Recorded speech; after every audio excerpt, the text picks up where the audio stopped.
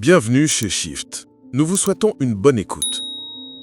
Audio Shift présente Lire sur papier, lire sur écran, en quoi est-ce différent? De Frédéric Bernard.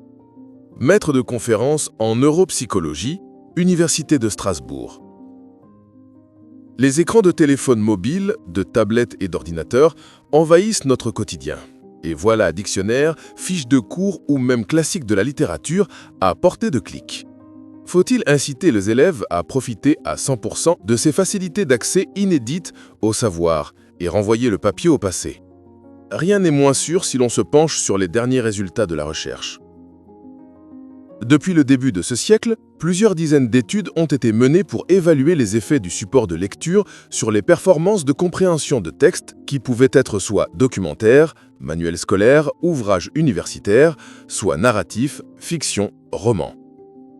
Les résultats de ces études ont été repris dans deux méta-analyses publiées en 2018. Celle de Kong, Seo et Zhai, portant sur 17 études, publiées dans le journal Computers and Education, et celle de Delbado et de ses collègues, portant sur 54 études effectuées auprès d'un total d'environ 170 000 lecteurs et publiées dans Educational Research. Il en ressort que la compréhension de texte est significativement meilleure lorsque la lecture s'effectue sur papier que sur écran.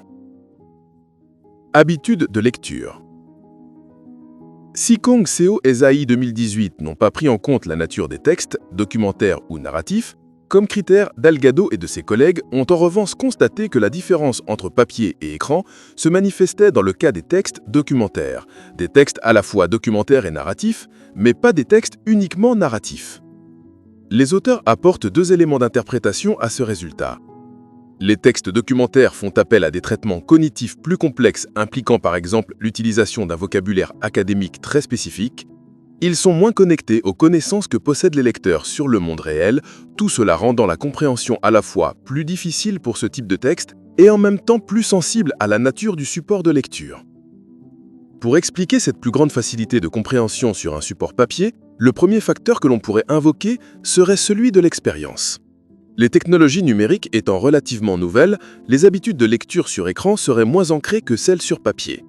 Une façon de tester ce facteur serait de vérifier si, dans les publications les plus récentes, où les participants affichent donc une familiarité plus grande avec les écrans, les écarts de compréhension s'atténuent entre les supports. Or, comme Delgado et de ses collègues l'ont constaté, c'est exactement l'inverse qui se produit. La différence de performance de compréhension entre écran et papier s'accroît dans les études les plus récentes par rapport aux plus anciennes. Le manque relatif d'expérience par rapport à la technologie n'explique donc pas les avantages du papier en matière de lecture. Expérience sensorielle. La matérialité du livre imprimé serait-elle alors le facteur décisif? En effet, la lecture d'un livre implique non seulement l'analyse et le traitement de ce qui y est écrit, mais aussi l'association entre un contenu et un objet riche du point de vue sensoriel. Forme, couverture du livre, odeur, nombre et épaisseur des pages aident notre cerveau à intégrer les informations qui lui parviennent et à les mieux les retenir dans la durée. En stockant des milliers d'ouvrages, tablettes et liseuses permettent certes d'alléger les cartables, mais lus sur un même support, manuels scolaires et romans seront associés à une expérience sensorielle moins spécifique et seront par conséquent moins bien traités et mémorisés. Les résultats d'une étude qui vient d'être publiée par Mangen, Olivier et Veillé, 2019, vont dans ce sens. Les auteurs ont demandé aux participants de l'étude de lire un long texte narratif en utilisant soit un livre, soit une liseuse. Si les performances générales de compréhension mesurées étaient globalement les mêmes, quel que soit le support, la lecture sur papier permettait de mieux se rappeler où les phrases sont apparues précisément et dans quel ordre les événements se sont déroulés. Les auteurs considèrent ainsi que la manipulation d'un vrai livre pendant la lecture apporte des informations sensorielles et motrices plus riches, ce qui permet de mieux traiter et de mieux mémoriser le texte et l'organisation temporelle des événements décrits. Ainsi, les données scientifiques actuelles nous amènent à continuer à privilégier la lecture de livres imprimés si l'on souhaite favoriser la compréhension et la mémorisation de ce qui est lu. Merci d'avoir écouté jusqu'au bout. On espère que cet épisode vous a été utile. Alors, offrez-nous un petit like et abonnez-vous, cela nous permet de continuer à vous servir du contenu de qualité.